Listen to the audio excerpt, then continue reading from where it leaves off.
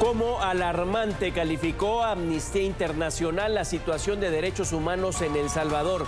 El informe, titulado Detrás del velo de la popularidad, represión y regresión en materia de derechos humanos en El Salvador, Amnistía Internacional alertó que no hay un debido proceso penal debido al debilitamiento de la independencia judicial. Advierten de tortura y malos tratos hacia las personas privadas de la libertad. El informe fue elaborado a partir de 83 entrevistas y 3 enfoques de investigación.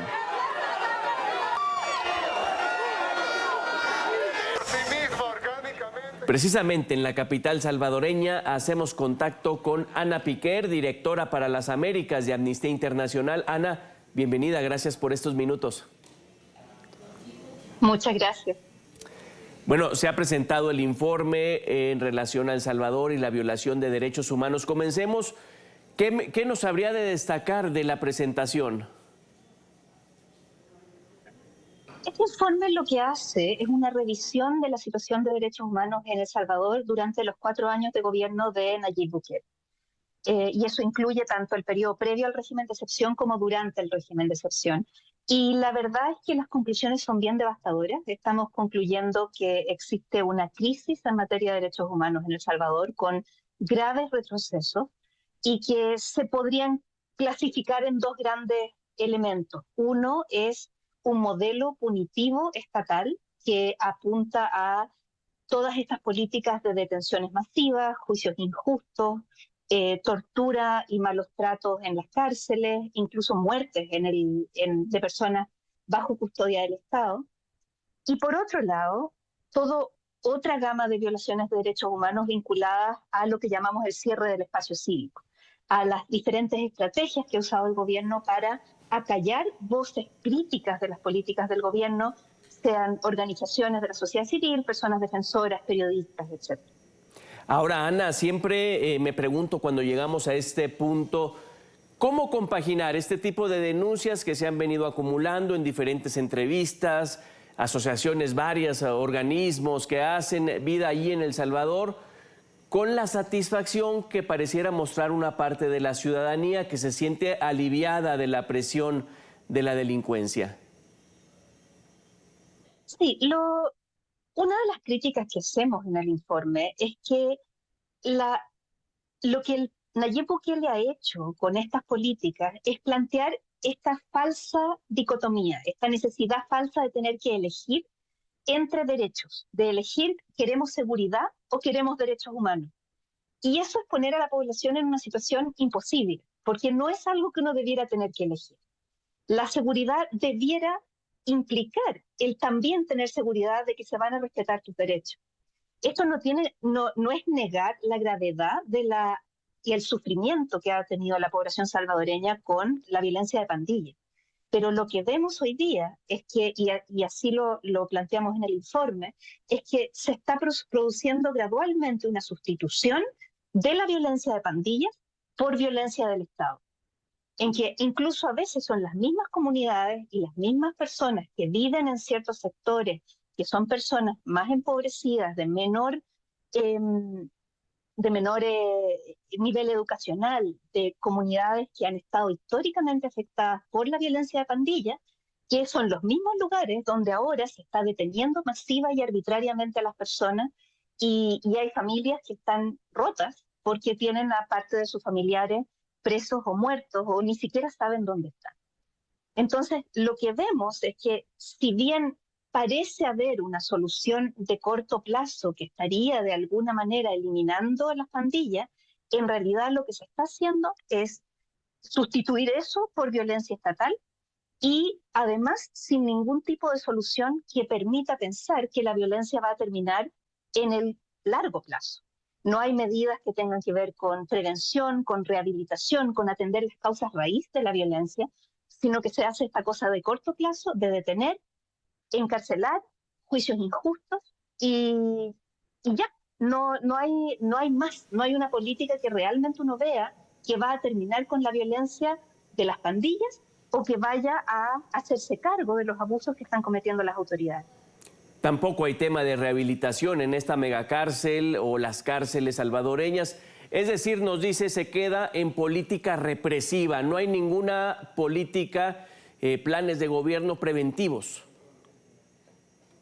Efectivamente, no hay una política de seguridad integral y eso incluso uno lo puede ver, hicimos en el informe, por ejemplo, una mirada al presupuesto.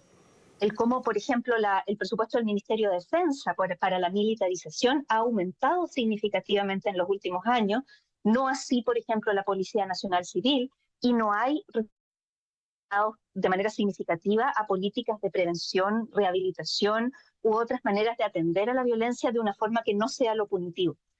Y lo que nosotros estamos llamando, y también todas las organizaciones de la sociedad civil salvadoreña que están denunciando estos hechos, es que la política de seguridad tiene que tener un enfoque integral y que incorpore derechos humanos.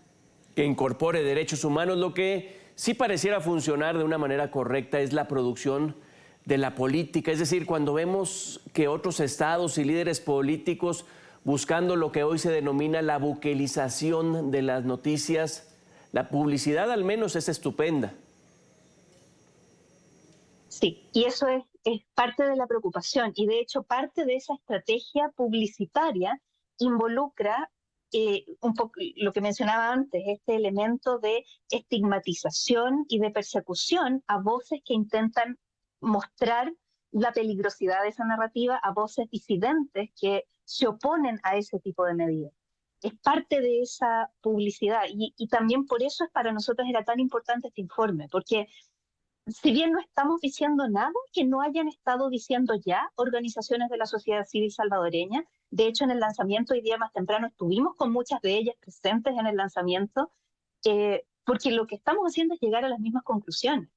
Y lo que nos interesa es justamente ayudar a arrojar luz sobre esto y cambiar un poco esa narrativa, de que no se trata de tener que elegir entre seguridad y derechos humanos, que no puede ser una política exitosa, una política que está encarcelando a más de 70.000 personas, llevando al país a la mayor tasa de personas privadas de libertad en comparación con su población en el mundo, que están encarceladas en condiciones brutales, que están siendo torturadas. Eso no puede ser una política exitosa en ningún lugar del mundo. Y eso es lo que nos interesa, es el develar, y de hecho por eso el informe se llama Tras el velo de la popularidad, porque nos interesa justamente hacer ese punto, de que hay otra cara de esto. Y no se trata de enlodar a El Salvador ni a ninguna persona en particular, sino de mostrar que esto está pasando y que es necesario abrir una oportunidad a un cambio de rumbo. ¿Cómo se recopiló la información que conforma este informe, señora Piquer? Esta información se recopiló durante un trabajo de más de un año con 3 misiones a El Salvador de investigación. Se entrevistaron a más de 80 personas, documentamos más de 60 casos de violaciones de derechos humanos, 12 de ellos de personas muertas en custodia del Estado. Y además pudimos revisar información documental, en algunos casos de expedientes judiciales, en la legislación local, algunas bases de datos que nos facilitaron organizaciones locales que nos permitieron hacer análisis, por ejemplo, de las características de la población que está siendo detenida. Y con todo eso recopilado se construyó en definitiva el informe y estos patrones que identificamos. También algunas solicitudes de acceso a información, si bien no fue mucha la información que nos dio el gobierno. Respuesta oficial por precisamente colaboración por parte del Estado para la realización. No, de hecho solicitamos información, prácticamente no nos dieron nada y la política de hecho de Amnistía es que siempre antes de publicar un informe enviamos las principales conclusiones a las autoridades en lo que llamamos el derecho a réplica, en que las autoridades tienen la oportunidad de conocer esto previo a la publicación y dar sus reacciones. Esto lo hicimos en este caso y no recibimos ninguna respuesta. ¿Es lo usual cuando se presentan este tipo de informes? Hay algunos casos en que sí responden. Sí, depende mucho del gobierno. No diría que es muy variable. En algunos casos nos responden, en otras cosas nos ignoran, en otros casos nos dan reunión. Es muy variable. Bueno, ya para finalizar, señora Piquer, si yo le dijera que resaltamos quizá lo más grave del informe, y usted me ha anticipado que hay un número significativo de muertos en manos del Estado, es lo más grave. Sí, eso es quizá uno de los elementos más graves y además, más sabiendo primero que en al menos uno de los casos que nosotros documentamos y que entendemos, sabemos que no es el único en ningún caso, las personas ni siquiera fueron notificadas del fallecimiento. Se enteraron por terceros de que aparentemente su familiar había fallecido y lograron identificarlo tras ellos mismos gestionar y financiar una exhumación en una fosa común.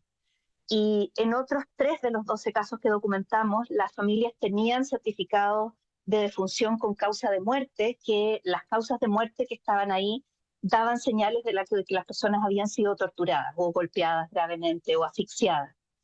Entonces, son señales muy, muy graves de situaciones en que las personas están siendo sometidas a tortura o malos tratos, que eso está causando su fallecimiento, en algunos casos también en que no han recibido atención médica oportuna y fallecen por eso, y, y que además ninguna de estas personas que entrevistamos ha recibido ningún tipo de contacto desde las autoridades para darle alguna indicación, por ejemplo, de que se está investigando ese muerte. Todo indica que el Estado no está haciendo absolutamente nada con eso. Uy, pues muchísimas gracias por desglosarnos este informe y platicarlo con nosotros, Ana Piquer, directora para las Américas de Amnistía Internacional. El saludo hasta San Salvador. No, muchas gracias a ustedes.